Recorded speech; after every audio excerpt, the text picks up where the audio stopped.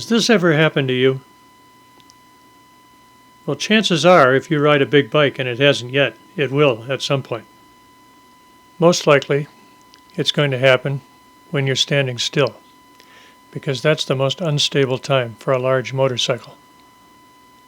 A moment of inattention, your foot slips, whatever, and down it goes. And sometimes it happens in a low-speed turn. You choke, something startles you, you hit the brake, you don't get a chance to upright the bike, down it goes. Anyway, a couple of things. One is, I want you to notice on this bike I've had crash bars installed. Harley calls them engine protectors. And they're really a good thing to have because they not only protect the bike, but they also protect the rider. When the bike goes over, it only goes so far. It lands on the crash bar. Your feet are still on the foot pegs. Normally, the weight of the bike isn't on your leg. You can crawl out from under it easier. It also protects the bike, protects the shiny parts from getting scratched. Normally, a little abrasion on the crash bar isn't noticeable. It really doesn't hurt anything else. Okay, now here, to prevent too much damage to the bike, even scratches on the crash bars, you'll notice I've put down some carpet pads for the purpose of this demonstration. So, first thing you want to do is to make sure that when you raise the bike, it doesn't roll away from you and fall again. The easiest way to do that is to make sure the bike is in first gear. A lot of times if you drop it, if it's a static drop or you choke in a low-speed turn, the bike's going to be in first gear. It can be difficult to do if the bike's not down on the right side. If it's down on the left side where the shift lever is, in this case, the crash bar actually holds this bike high enough so that you can get to the shift lever and make sure it's in first gear. It might be difficult to do. Sometimes you might have to pull the clutch lever in order to pop it in. The other thing you can do to make sure it doesn't roll, and probably it's a good idea to do both if you can, is to lash the front brake lever. I'm going to zoom in here and show you how to do that. So what I have here is a cargo strap. It's always a good idea to carry one or more of these with you. The easiest way to do this with any kind of a rope or a cargo strap is to lash this brake lever down. I'm going to pull the brake lever taut, and I'm going to wrap the strap around several times. Once it's around there, sometimes you can just tie a knot in it or fasten the clip and pull the strap tight, like so. And then you can check to make sure it has set the front brakes so it doesn't allow the front wheel to rotate. The next thing you want to do if the bike is down on the right side, you want to make sure you put the jiffy stand down. Now, because this bike has fallen on its left side, you don't have the option of doing that. With the jiffy stand down, when you pick it up from the right side, that prevents the bike from falling over on the left side once you've gone all the way up if you go a little too far.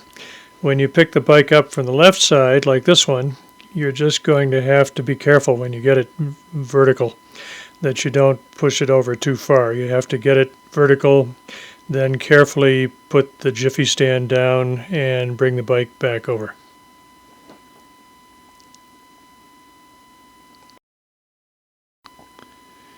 When I took the Motorcycle Safety Foundation course in California a few years ago, the technique they showed us for a lighter bike was that the maximum leverage point to pick up a bike occurs when the bars are turned toward the upside of the bike. So you can grab the grip on that end of the handlebar and lift the bike to pick it up.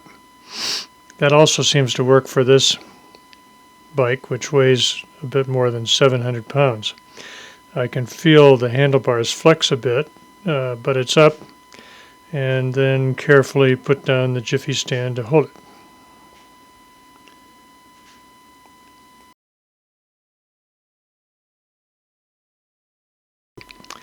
And now I'm going to show you the technique that Harley-Davidson usually teaches for picking up a heavy bike. And that's to put your back to the bike bars rotated in the down position. Put one hand on the hand grip and the other on something convenient and strong enough to lift. On this bike, the seat doesn't feel very strong. There's a suspension member here, but I've got this sissy bar, which is probably the strongest thing in the back here. So I'm going to grab the sissy bar and the hand grip, and then using my knees if possible instead of my back, just bring the bike to an upright position. So that works pretty well for this 70-year-old man weighing about 180 pounds lifting this 700-pound bike. Once it's up, once again, get it vertical and carefully lower the jiffy stand to hold it, and we're ready to ride.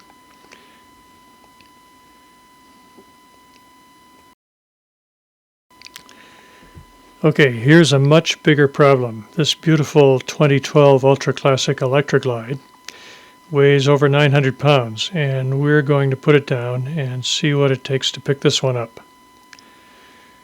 Again, notice we've got the engine protectors, crash bars, depending on what you want to call them, both front and rear. They were standard on this bike, and that's for good reason, as you'll see.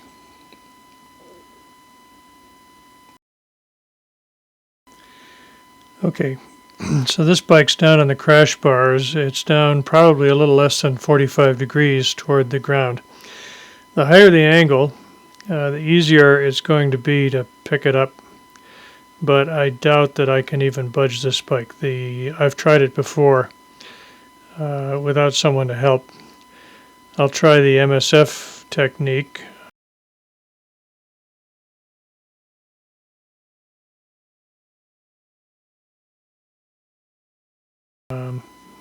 That's not going anywhere. Pulling on the bars, the outside bar.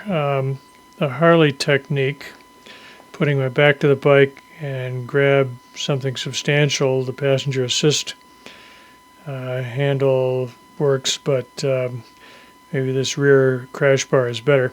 Use my knees and see if I can lift it. Anyway, not going to go. Another technique I've seen is to get some momentum going by pushing down, then rocking the bike upward. I'm going to try that. The problem with that is I'm on carpet pads here, but on pavement or gravel, it risks a lot more damage to the crash bars, etc. Let's see if I have any luck with that.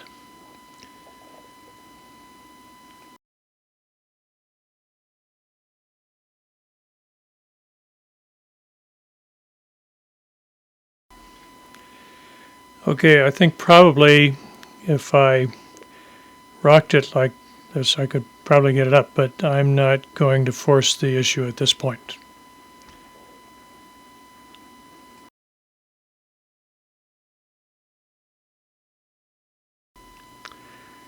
If I open my tour pack, here is a device that weighs about 5 pounds. The problem, of course, if you should get stuck somewhere and there's nobody around to help you pick up this bike, you might be stuck there all night or worse.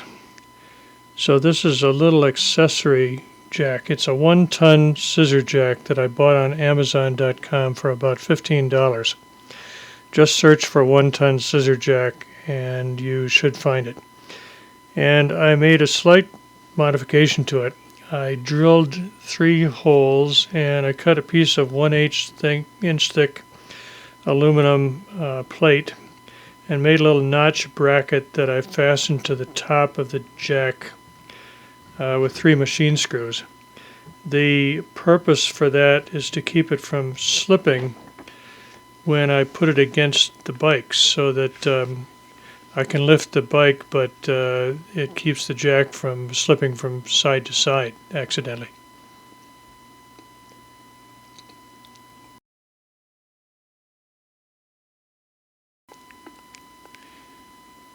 The other thing you'll notice on this bike is that I've mounted the foot pegs on the crash bar in a pretty high position.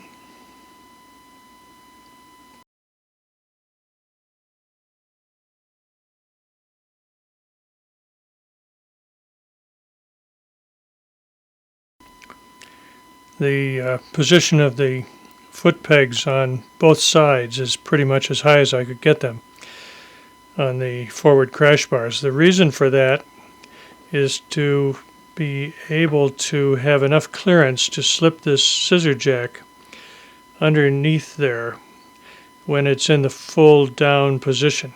You want to be able to slip it in there so that it pushes against the extension of the foot peg mount like so. And that's going to help to lift the bike to a position from where I can lift it to the full vertical position under my own power. Okay, you can see that now I've managed to crank the scissor jack up to where the bike's at a much less of an angle. One thing I forgot to do, however, was it's a good idea to position the foot of the scissor jack at an angle in toward the bike so that as the scissor jack comes up, it's at less of an angle, more toward the vertical. So that, especially if you're on a spot where you don't have quite as good a footing, like, for example, if it's in rocks or something like this, you want to make sure the bottom of that scissor jack doesn't slip.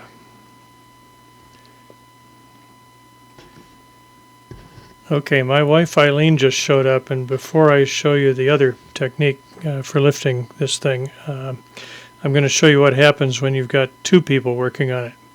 And it usually doesn't take a lot of strength on the part of the second person. You just need enough extra lift to get the bike up toward the vertical. So come here, Eileen, and why don't you grab hold of this passenger handle. And when I pull up on the bike, I'm going to use the Harley technique here and grab the bars and the rear crash bar. You lift on that. See, between the two of us, we can bring it up. Okay, stay out of my way. I'm going to let her back down again so I can show them the other technique. Okay, now I think you can see that I've positioned that scissor jack at the start so that the base of it is angled in toward the center of the bike. That way, as it lifts, it will not tilt quite so much and will be less likely to slip. The first couple of turns on that scissor jack, by the way, are the hardest. After it comes up 2 or 3 turns, cranking it becomes much easier. So I'm going to crank it up and then show you how I get the bike up after that. You can see now that I've cranked the scissor jack up to its full extension. I actually did this once without the little bracket on the scissor jack, but there's a chance when you do that the bike's likely to move or slip off. So it worked okay, but better to be safe than sorry with that little bracket that keeps it from slipping off the peg. You'll notice by cranking that up, it has actually lifted the bottom of the crash bar about 5 or 6 inches off the ground. So the bike's now in a more vertical position when it's going to require less force for me to bring it all the way up to the vertical, because the center of gravity is located closer to the center of the tires. So I'm going to take the handle out of here and be careful not to get your hands or feet or fingers or anything underneath these bars, just in case. But although it's pretty secure once it's up in the jack, still better to be safe. Now I can use the Harley technique, and I can just by myself bring it up to the vertical position and get the jiffy stand down without moving the bike too far. And we're up. So about 5 pounds of extra weight, but in case you're out there with nobody to help you pick it up. If you carry that little scissor jack with you, it can save you a world of trouble.